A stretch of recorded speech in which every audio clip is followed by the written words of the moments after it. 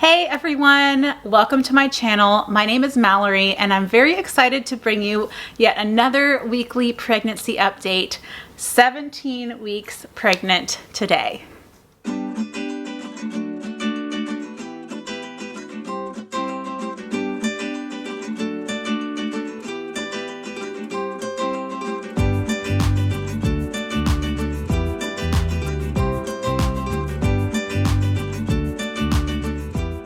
So welcome to all of you who are new viewing this video. There may be a lot of new people out there, and I know that a lot of people who watch my videos are not subscribed. So before we go any further, make sure to head down, click that red subscribe button. It takes 1 second to do so. It's totally free, and then you will not miss any other updates from me. So just a quick background about myself.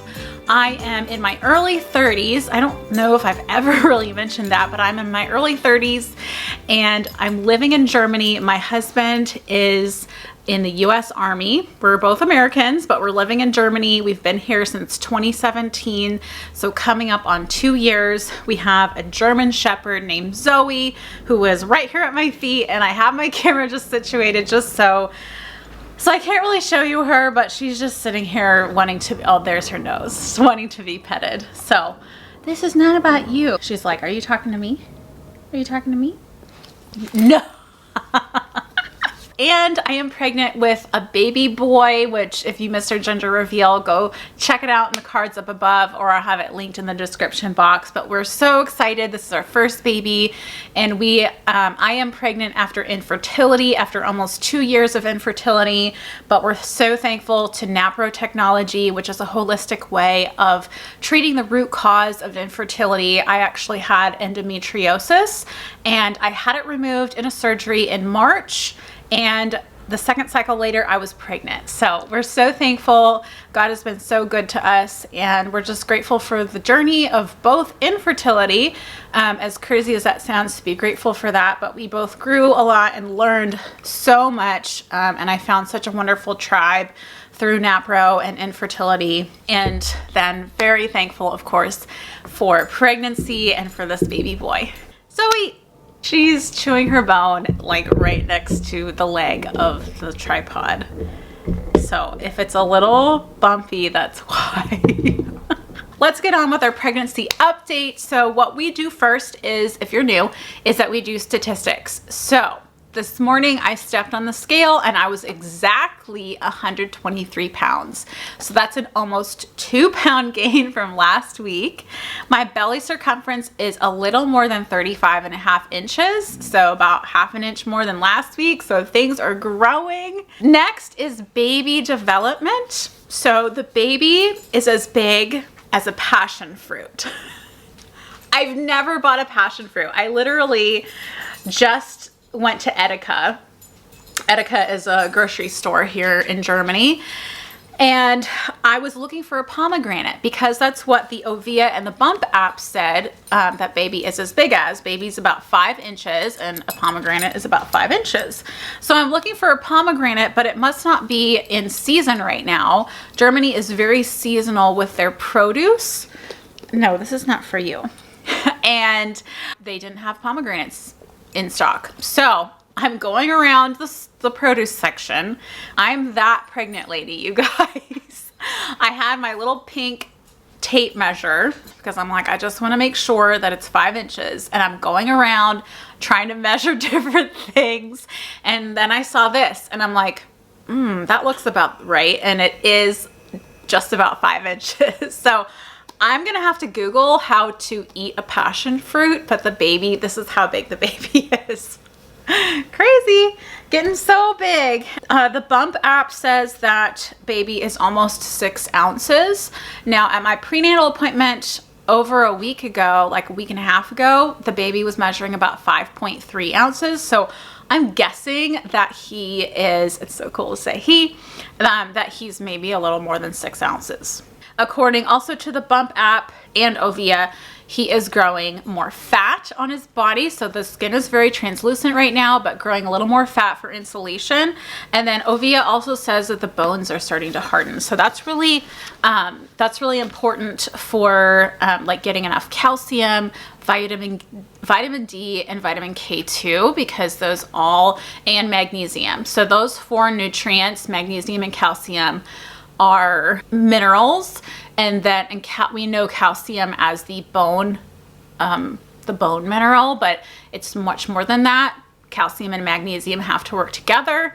And yes, I'm a registered nurse also, so these things are very nerdy and interest to me. And then vitamin D, and vitamin D helps calcium absorb into the bone and helps it not deposit where it should not. And vitamin K2 is important it's an important cofactor for vitamin D. I do eat yogurt almost every day and a little bit of cheese, so that's good for calcium. Symptoms, and you may be able to hear the emergency sirens. You can really hear it. Symptoms. I felt so good this week, and that's partly why I'm like jibber jabbering in this video, because I was writing my outline and I'm like, I hardly have anything to say about this week. I felt so good. I've been so productive. I've been getting so much stuff done. If you notice on my YouTube channel lately, I've been posting a lot more. I've been trying to get caught up and get on the schedule that I want to be for doing these pregnancy updates. I've started getting back into my blog. I just wrote a first trimester update, which I will link in the description box below. And yeah, and I've also started doing some reading, which I will talk about that. Some reading about postpartum and baby care. So I'll talk about that in a little bit. A few negatives, it wasn't like all smooth sailing. A few negatives is that I am waking up very congested, and that is pretty typical. Also, I tend to have seasonal allergies, but I just wake up so congested. And then one day I got really hungry suddenly. That happens a lot, where you just suddenly get hungry, and I was like, okay, I gotta eat. And so I ate, and before I ate, I was starting to feel like a little dizzy, like off balance, but I thought it's just because I'm hungry. And so I fixed some lunch and I ate, and it didn't get any better. And in fact, it got slightly worse. I mean, the room wasn't spinning. I just felt kind of a little bit off. And so I was like, you know what? I have stuff scheduled to do, to get done, but I really need to rest. And so I just sat on the couch, put my feet up. I couldn't even really finish eating because I just kind of felt icky. It pretty much went away by the end of the day. So a little bit of gagging here and there, especially in the mornings, but it's slowly starting to subside. So I'm very thankful for that. And then I mentioned in my last video that at my last prenatal appointment, I got my progesterone levels drawn. I think I talk about this a little bit in my first trimester blog post. Scroll down to where I'm talking about prenatal care in Germany, and I talk about my progesterone levels and why to supplement and all of that. But my progesterone level was 45 nanograms per milliliter, which is pretty good. And so my naprotechnology doctor is monitoring my progesterone levels. Typically, non-napro, like conventional OBs, really aren't concerned about progesterone levels after the first trimester, because the placenta is supposed to take over production of hormones, including progesterone. And for most women, it's fine. But if progesterone is too low, it can cause miscarriage or preterm birth. And you don't want either of those, obviously. We want to prevent those. And progesterone is one way. Making sure that your progesterone levels are at a healthy level is good. And so NAPRO has this thing where there's different zones 1 to 4, and it's like this graph, and it's according to where you are in pregnancy. As pregnancy goes on, your progesterone levels should rise. At the appointment before this past one, my level was 128 nanograms per milliliter, which is very, very high. It's not dangerous, but my NAPRO doctor was like, okay, or the nurse I talked to, she was like, that's awesome and like super high, but we want you to get tested again, you know, to make sure it's not a fluke. Well, that turns out it probably was a fluke because it was more like at a normal level. And I'm kind of between zones 2 and 3, I think a little closer to 3 than 2. So they want me to continue supplementing, taking suppositories of the bioidentical form, and which is totally fine. I got a new prescription from my German doctor, and I'll just continue on that. It's really no big deal. Okay, so let's move on to cravings and aversions. Again, neither one. I did not have any real cravings or aversions. I'm just really into salads, like cold, like lettuce salads or cucumber and tomato based salads with like a nice vinegary dressing. That is just so good to me. I had a salad for lunch, a leftover salad with feta cheese and some hummus on the top. It was so good. But yeah, no aversions. So that's awesome. And then finally, something new is, since around the 16-week mark is when baby, according to my apps, when baby starts being able to hear better. And so I was like, okay, I want to start exposing our son to music. And so on, I guess it was Sunday afternoon, I was just chilling, and I put some like headphones that go over your ears and put it on my belly, and then put on Pandora and just played a classical music station. So it was like Chopin, Beethoven, Mozart, like all the classics. And so that was the first experience doing that.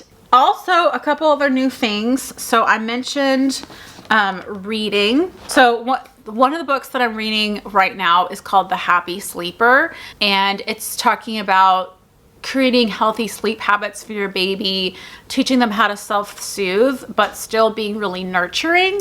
This book basically takes what's best from both worlds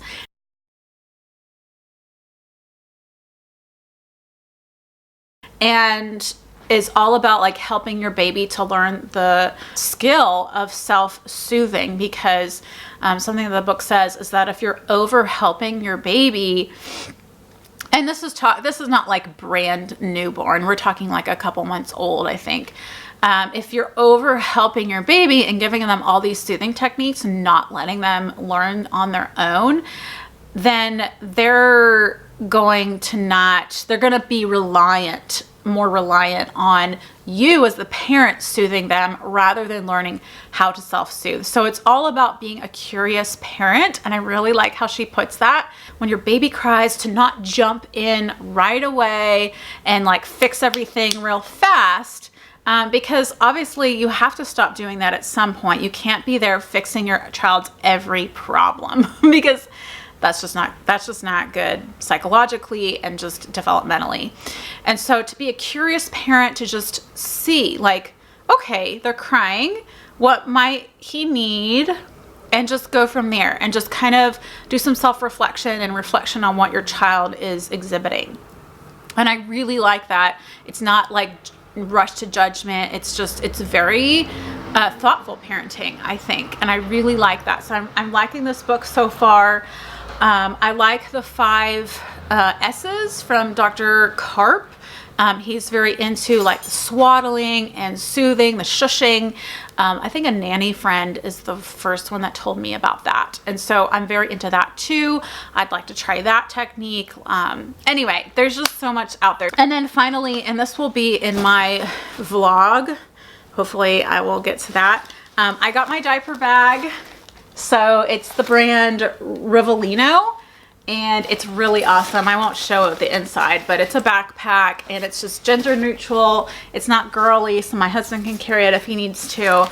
Tons of pockets, zippers that are easy to open up one-handed. So I can't wait to use this. I got it on Amazon during Prime Day on a lightning deal, so it was only $23.99. So I think that's all. I've been rambling, and I'm supposed to meet a friend, so just hang out in about 15 minutes. So I better go and just wrap this up.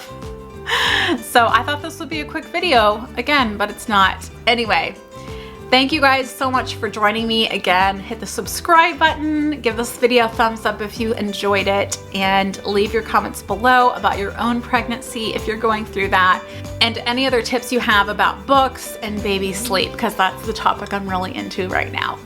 All right, guys, I will see you in the next video. Have a great week.